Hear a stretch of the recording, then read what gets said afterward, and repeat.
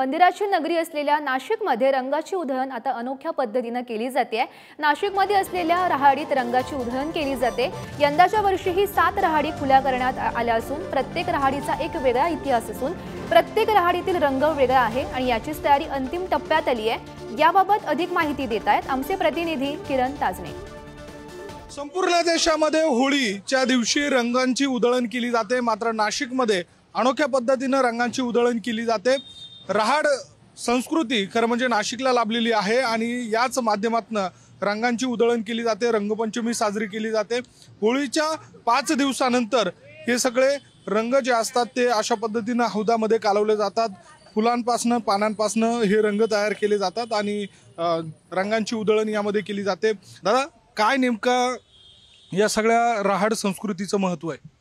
ही रहाड पेशवेकालीन रहाड आहे। ही आझाद सिद्धेश्वर मित्र मंडळ आणि समस्त पंचतुरी महामंडळ या माध्यमातून हे कार्य घडतं। इथे रंगपंचमी निमित्त आपल्या इथं होळीच्या नंतर 5 दिवसांनी हा कार्यक्रम केला जातो।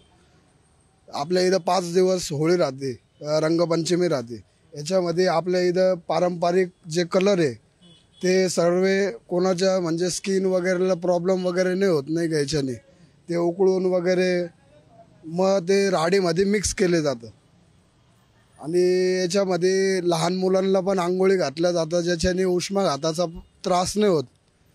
आणि हा उत्सव आम्ही साजरा करतो सर्व नाशिककर आणि याच्यामध्ये पोलिसांचा खूप सहकार्य लाभतं आम्हाला।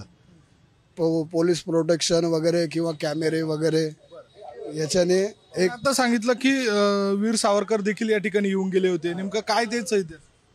वीर सावरकर इथं रहाडीवरती पूजा केलेली त्यांच्या हस्ते झालेली आणि त्यांनी पण इथं रंग उत्सवाचा आनंद घेतलेला आहे। हे पेशवेकालीन रहाड आहे।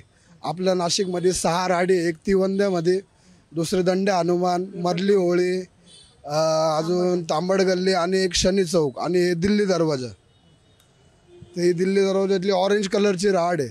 तर प्रत्येक ठिकाणी वेगवेगळा कलर राहतो, कुठं पिवळा, कुठं ऑरेंज, गुलाबी असा। तर आपल्या इथं ऑरेंज कलर, केशरी कलर राहतो। व्हिडिओ जर्नलिस्ट जयेश साबळेसह किरण ताजने, पुढारी न्यूज, नाशिक।